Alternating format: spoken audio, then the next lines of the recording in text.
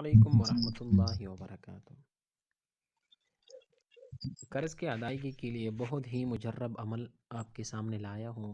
جو شخص مقروض ہو اور قرض کی ادائیگی سے پریشان ہو تو وہ بندہ ہر فرض نماز کے بعد یہ آیت کریمہ 5 مرتبہ پڑھے۔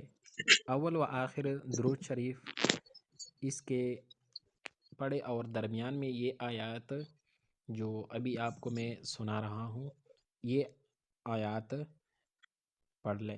انشاءاللہ بہت جلد ہی آپ قرض کو ادا کریں گے۔ تو آیت کو غور سے سنیے۔ بسم اللہ الرحمن الرحیم قل اللہم مالک الملک تؤتی الملک من تشاء وتنزع الملک ممن تشاء وتعز من